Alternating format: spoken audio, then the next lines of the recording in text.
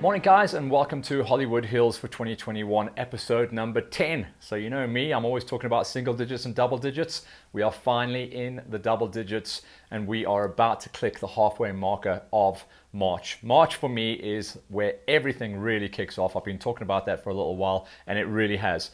This weekend, me and the LiveX lads went up to Farm Jam and we're going to be bleeding eyes and breaking our fingernails, getting that edit done. Should be able to crack that by the end of this week, so stand by for comms on that. But let's really use this as the platform that I want it to be today, and that is to promote the next round of the GXCCs. So Modi Molly is where we are going to be heading. And remember, it's going to be the first time this year that the GXCCs will be combining the GXCC Club Regional and the national event. So Vion's been out on the farm for the last couple of weeks. He's starting to get things dialed in. He's got his hands really full there as well. Because remember, he's got to get the junior loop going. He's got to get the normal GXCC loop. And he's got to give a little bit of something extra for the national guys. So that's going to be coming up at Modi Molly. So let's just talk about the area that we're in and we'll take you through some of the footage that has come in from the GoPro where Vion was actually out there riding the trails and getting up close and personal with some of the flora and fauna out there. You'll have a giggle when you see some of that. He'll show you some of the river splashes. Really nothing major. In my opinion, it's a stream crossing. It's not even river crossings and looks like absolutely prime terrain out there. So check out what we've got for you on this week's show. Basically, Modi Molly, formerly known in old money as Nailstrom as well. So Nailstrom is actually the area we're talking about.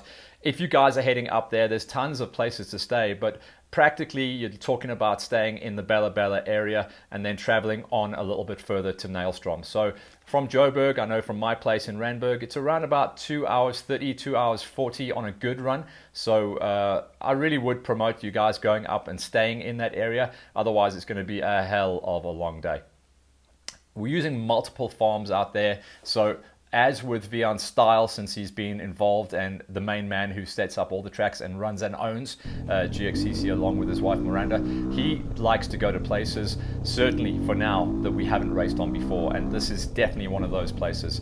So multiple farms, never been raced on before. It's completely virgin terrain, which is what's obviously making his life hard out at the farm. But we know he's tough and he's going to bring us everything that we need to work on. 2 loops are going to be raced on. It's going to be an A loop and a B loop. The A loop is essentially going to be for all the quads and the bikes that are racing on the GXCCs. And then loop B is going to be rolled over later on in the day for the national guys to use as well as route number A. So basically, Vion's laying out 2 big 40Kers, which is a lot of work, as I'm sure you guys can imagine.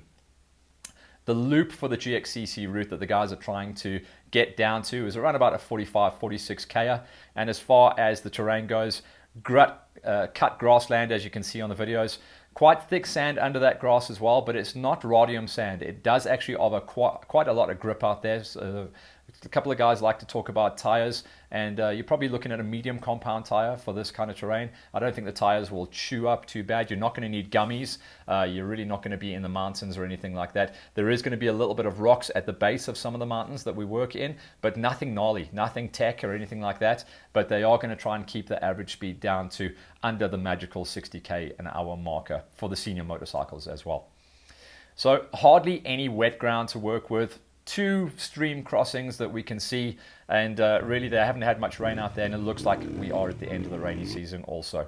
So there are a little bit of rocks, but nothing gnaw. And then loop B, which is essentially the national loop, that's going to be a little bit more challenging for the national guys. The GXCC guys don't need to worry about unless they're entering into the national categories as well. And that's going to be just a little bit more testing, a little bit more trying, a little bit more challenging. And that's the idea for the national guys. They want to be able to race in slightly more tougher conditions as well. The junior loop is going to be around about a 16 plus minus 16 kilometer loop. Lots of cut grass area, a little bit of sand for the kids to work with, but nothing too tech, nothing too gnarly. And we are going to be running very close to the pit area for that as well. So good access for moms and dads and everything like that. So the kids will be ripping up the track.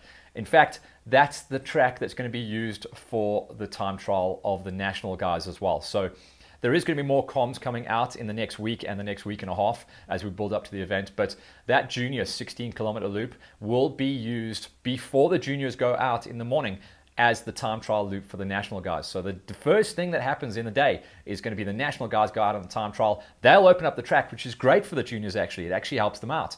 And then the juniors will race on it, and then we go into the senior races a little bit later on.